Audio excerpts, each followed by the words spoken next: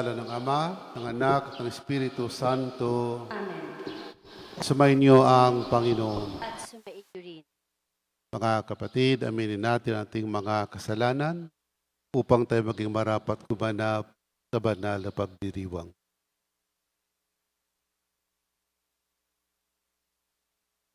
Inaamin ko sa makapangyarihang Diyos at sa inyong mga kapatid na lubha ko nagkasala sa isip, sa salita at sa gawa at sa aking pagkukulang. Kaya sinasamo ko sa mahal na Birheng Maria, sa lahat ng mga anghel at mga banal, at sa inyong mga kapatid na ako ipanalangin sa Panginoon. kawan tayo ng makapangyarihang Diyos, patawarin tayo sa ating mga kasalanan at patnubayan tayo sa buhay na walang hanggan. Amen. Panginoon, kaawaan mo kami. Panginoon, kaawaan mo kami. Kristo, kaawaan mo kami. Kristo, kaawaan mo kami. Panginoon, kaawaan mo kami. Panginoon, kaawaan mo kami. Manalangin tayo. Ama naming makapangyarihan, bilang tugon sa amin ngayoy dumadalangin, itulot mong ikaw ay aming makapiling. Ang pagtitiwala namin sa dakilang pag-ibig mo ay tunghayan mo sa aming ngayoy naririto upang sa pagkaparam ng bahid ng aming mga kasalanan, kami makapamuhay sa iyong kabanalan ay maging ganap na tagapagmana ng iyong pangakong buhay. Sa pamagitan ni Jesucristo kasama ng Espiritu Santo, magpasawalang hanggan. Amen.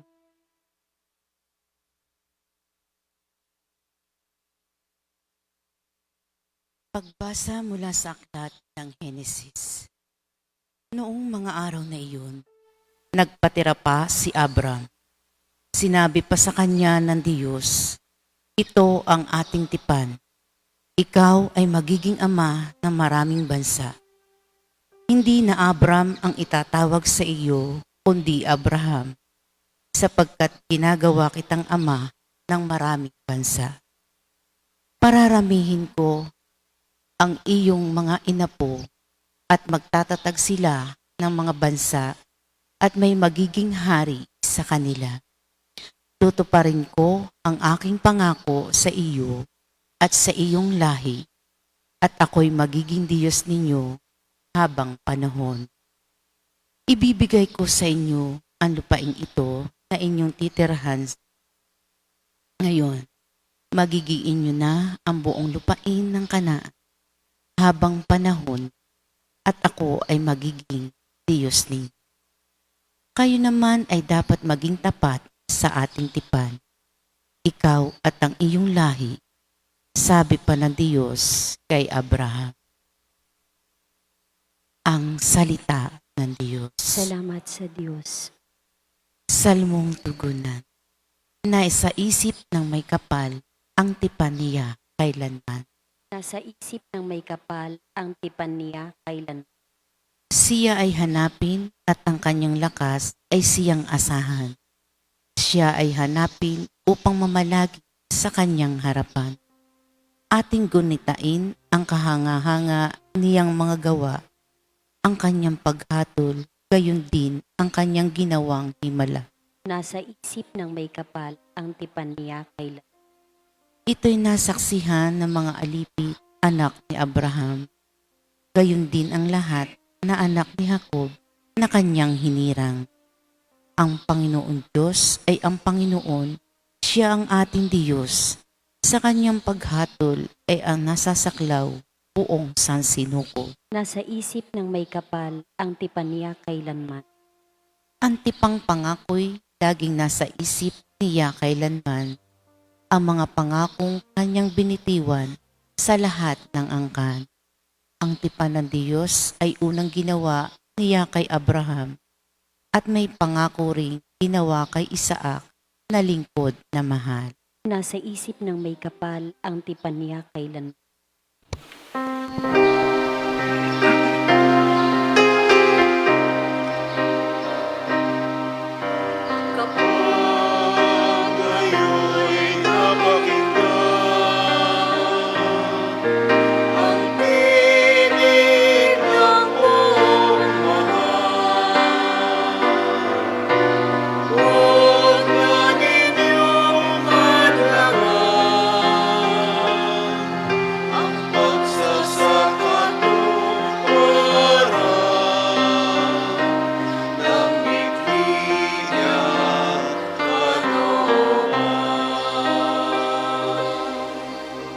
Sumainyo ang Panginoon. at sumainyo rin.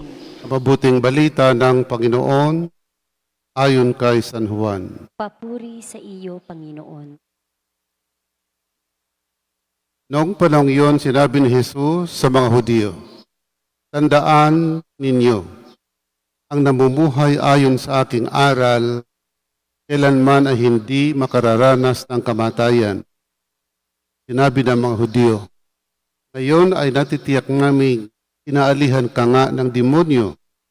Namatay si Abraham at ang mga propeta, pero sinasabi mong hindi mamamatay kahit kailan ang sinumang namumuhay ayon sa iyong aral. Dakila ka pa ba kaysa aming amang si Abraham? Siya ay namatay, gayon din ang mga propeta. Ano ba ang akala mo sa sarili mo?" Sumagot si Jesus, "Kung ako ang nagpaparangal sa aking sarili, yan ay walang kabuluhan. Ang aking Ama ang nagpaparangal sa akin at sinasabi ninyong siya ang inyong Diyos. Hindi ninyo siya nakikilala, ngunit siya ay nakikilala ko.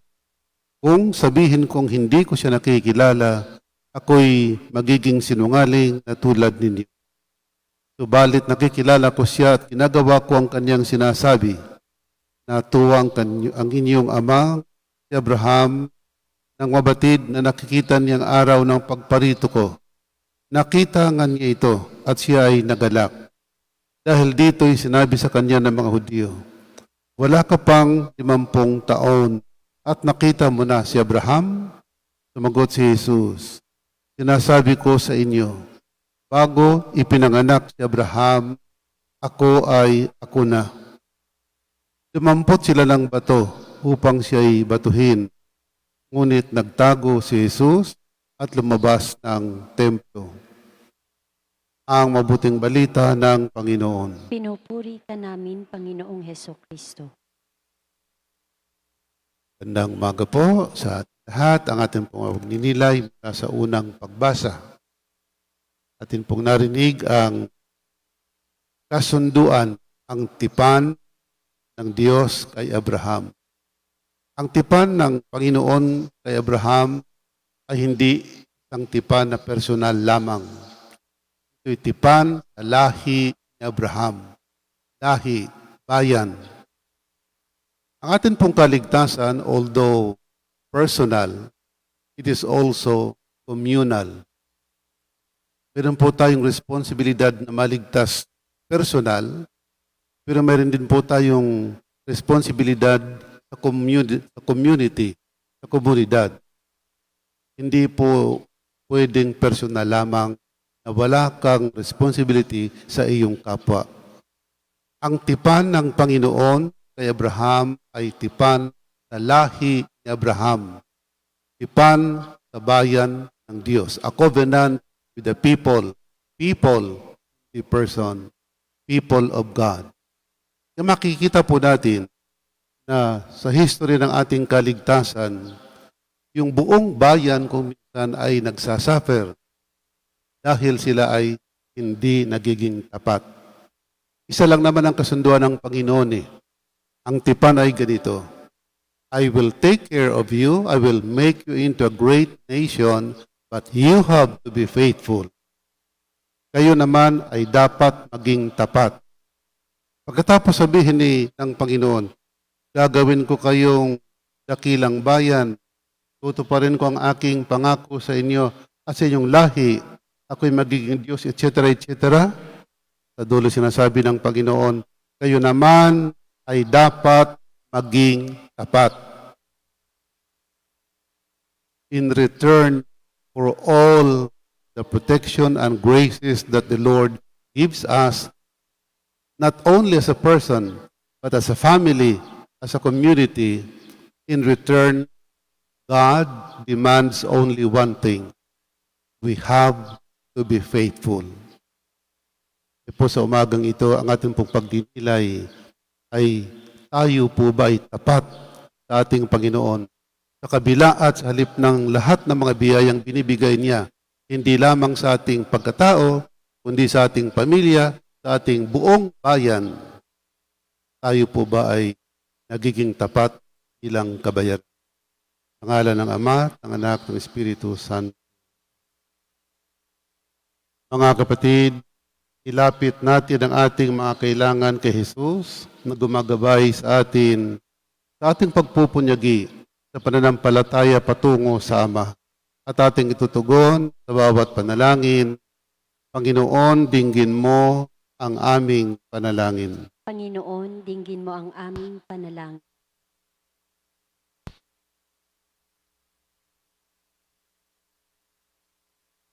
Ang kaharian ng Diyos manatili sa mga puso ng mga kumikilala sa presensya ni Jesus. Manalangin tayo sa Panginoon. Panginoon, dinggin mo ang aming panalangin. Sa pamamagitan ni Jesus, may pagkaloob nawa sa atin ang kakayahang magpunyagi sa pananampalataya, katulad ng ginawa ni Abraham. Manalangin tayo sa Panginoon. Panginoon, dinggin mo ang aming panalangin. Ang diwa ng ating pananampalataya, naway ganap nating maipadama sa pamamagitan ng pagkilos ni Jesus sa ating mga puso. Manalangin tayo sa Panginoon. Panginoon, dinggin mo ang aming panalangin. Ang mga may sakit at binabagabag na mga suliranin, naway magpasalamat sa presensya ni Jesus na kanilang kasama sa paglalakbay. Manalangin tayo sa Panginoon. Panginoon, dinggin mo ang aming panalangin. Ang mga tapat sa Panginoon na namayapa na ay makarating nawa sa kanilang walang hanggang tahanan. Manalangin tayo sa Panginoon. Panginoon, dinggin mo ang aming panalangin. O Panginoong Diyos, gawad mo ang aming mga kahilingan at panatilihin ang aming pananampalataya habang kami naglalakbay sa buhay upang ang muli nating pagsasama ay mapuspos ng kagalakan. Ihiling namin ito sa pamagitan ni Kristo na aming Panginoon. Amen.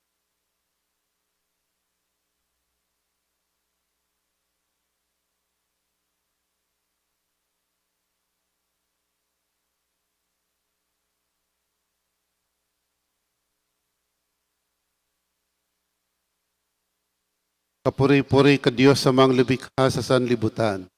Sa iyong kagandahang loob, narito ang may alay mula sa lupa't buong ng aming paggawang tinapay na ito para maging pagkaing nagbibigay buhay. Kapuri-puri ang poong may kapal, ngayon at kailan.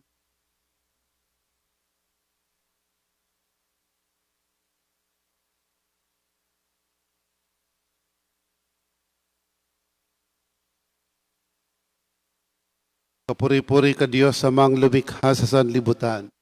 Sa iyong kagandahang loob, narito ang may alay mula sa katas ng ubas at bunga ng aming paggawa ang alak na ito para maging inuming nagbibigay ng iyong Espiritu. Kapuri-puri ang poong may kapal, ngayon at kailan.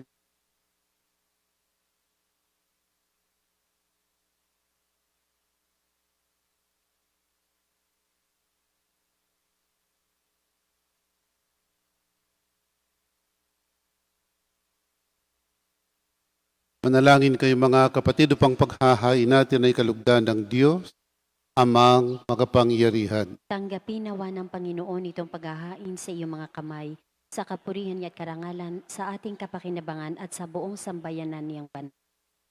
Ama naming lumikha, kalugdan mo ang paghahain ng mga natitipon dito upang ito'y pakinabangan sa pamumuhay namin sa mundo at sa pagkakamit ng kaligtasan ng mga tao sa pamagitan ni Jesucristo kasama ng Espiritu Santo magpasawalang hanggan. Amen. Sumayin niyo ang Panginoon. At sumaiyo rin. Itaas sa Diyos ang inyong puso at diwa. Itinaas na namin sa Panginoon. Pasalamatan natin ang Panginoong ating Diyos. Marapat na siya ay pasalamatan. Ama naming makapangyarihan, tunay ngang marapat ka aming pasalamatan sa pamagitan ni Jesucristo na aming Panginoon. Sa pagbabakasakali mong kami bubuti, isinugo mo si Jesucristo upang pangunahan kami. Bilang pagsunod sa iyong atas na bigay, pinahayag ng iyong anak ang iyong kalooban na mga pitdukhay kanyang damayan. Ngayon ay iyong hinahandog ang pagkakataong aming maisaloob, ang kanyang ganap at pusang paglilingkod, upang sa iyo'y lagi kaming makasunod. Kaya kaisa ng mga anghel ang sisiawit ng papuri sa iyo, Nang walang humpay sa kalangitan kami nagbubunyi sa iyong kadakilaan. Santo, Santo, Santo Panginoong Diyos ng mga hukbo, napupuno ang langit at lupa ng kadakilaan mo. Hosana sa kaitaasan, pinagpala ang naparirito sa ngalan ng Panginoon. Hosana sa kaitaasan.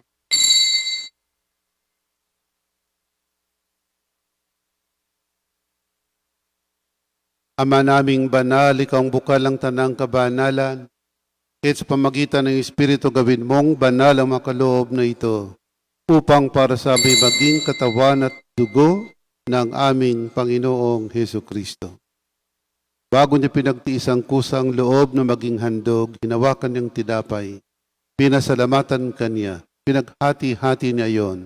Niabot sa kanyang malagad at sinabi, tanggapin niyong lahat ito at kanin.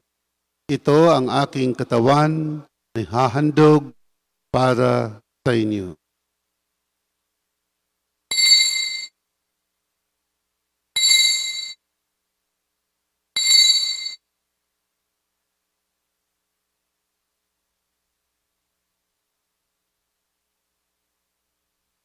Kaya naman ang matapos ang hapunan, hinawakan niyang kalis, muli kanyang pinasalamatan.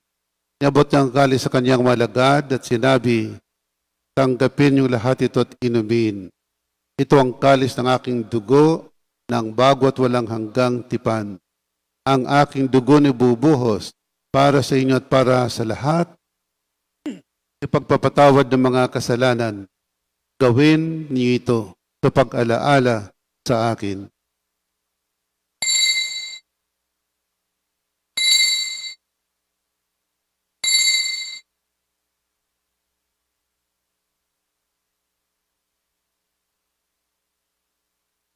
Ipagbunyi natin ang misteryo ng pananampalataya. Si Kristo'y namatay, si Kristo'y nabuhay, si Kristo'y babalik sa wakas ng panahon. Ama, ginagawa namin ngayon ng pag-aalala sa pagkamatay at muling pagkabuhay ng iyong anak. Kaya tiniaalay namin sa tinapay ng bibigay buhay at ang kalis na nagkakaloob ng kaligtasan. Kami nagpapasalamat dahil kami iyong minarapat at tumayo sa harap mo para maglingkod sa iyo. Isinasamo namin kaming magsasalo-salo sa katawan at dugo ni Kristo'y mabuklod sa pagkakaisa sa pamamagitan ng Espiritu Santo. Ama, lingapin mong simbahang laganap sa buong daigdig. Puspusin mo kami sa pag-ibig. Kaysa ni Francisco naming Papa, ni Gilbert na aming Obispo at ng Tanang Kaparian. Alalahanin mo rin ang mga kapatid naming nahimlay na may pag-asang sila'y muling mabubuhay. Gayon din ang lahat ng mga pumanaw. Kawaan mo sila at patuloyin sa iyong kaliwanagan. Kawaan pagindapatan kaming lahat na makasalo sa iyong buhay na walang wakas. Kaysa ng mahal na Birheng Maria na ina ng Diyos, kaysa ng Poong San Jose na mga apostol at ang lahat ng mga banal na namuhay dito sa daigdig ng kalugod-lugod sa iyo. Ipagdiwang nawa namin ang pagpupuri sa kararangal mo sa pamamagitan ng iyong anak na aming Panginoong Heso Kristo. Sa pamamagitan ni Kristo kasama niya at sa Kanya, lahat ng parangal at papuri ay sa Diyos sa mga makapangyarihan, kasama ng Espiritu Santo, magpasawalang hanggan.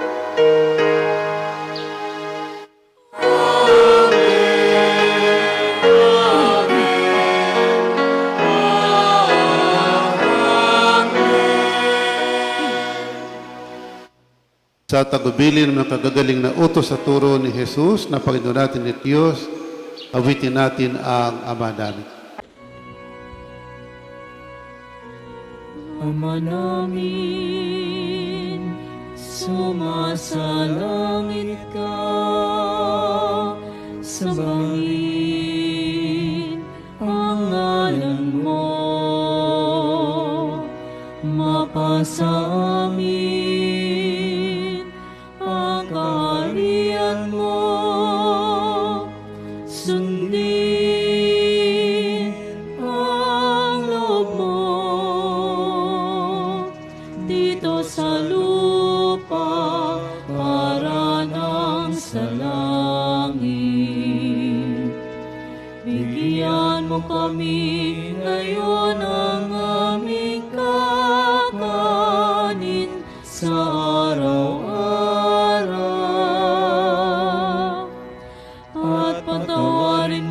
kami sa aming mga sala, para ng pagpapatawad namin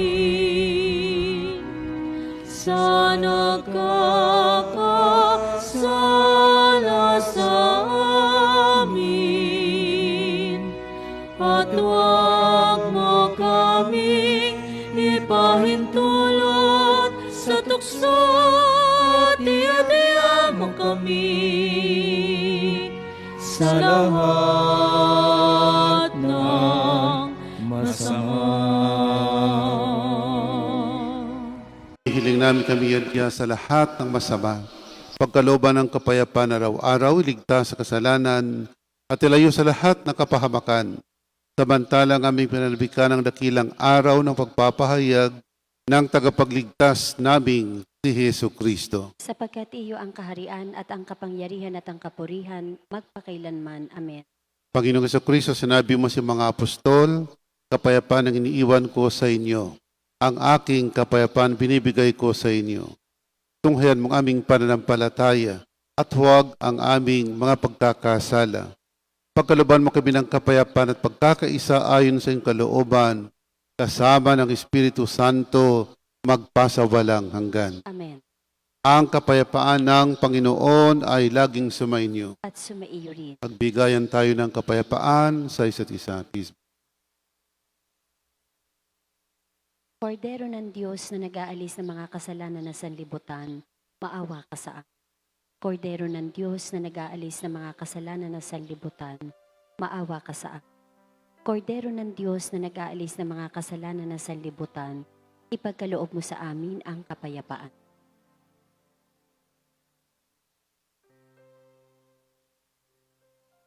Mga kapatid, narito si Kristo, ang kordero ng Diyos, nag-alis mga kasalanan ng sanlibutan. Mapalad tayong nanyayahan sa kanyang piging. Panginoon, hindi ako karapat-dapat na magpatuloy sa iyo, ngunit sa isang salita mo lamang ay gagaling na ako.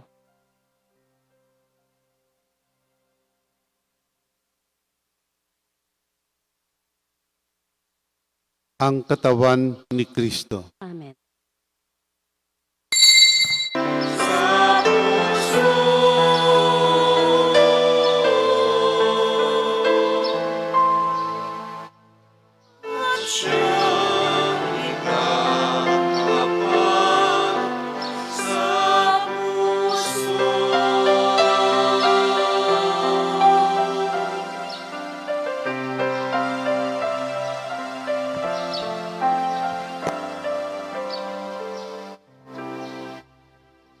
Manalangin tayo. Ama naming mapagmahal, kaming iyong pinagsalo sa iyong piging na banal, ay lubuluhog tayong pagmamahal upang kaming tumanggap ng banal na pakikinabang ay maging mga kasalo sa buhay na walang hanggan. Sa pamagitan ni Hesu Kristo kasama ng Espiritu Santo, magpasawalang hanggan. Amen. Sumainyo ang Panginoon. At sumaiyo rin. Pagpalain ka ng makapangyarihang Diyos, Ama, Anak at Espiritu Santo. Amen. Tapos na po ang ating pagdiriwang, mayo kayong mapayapa upang ang Panginoon ay mahalin at paglingkuran. Salamat sa Diyos.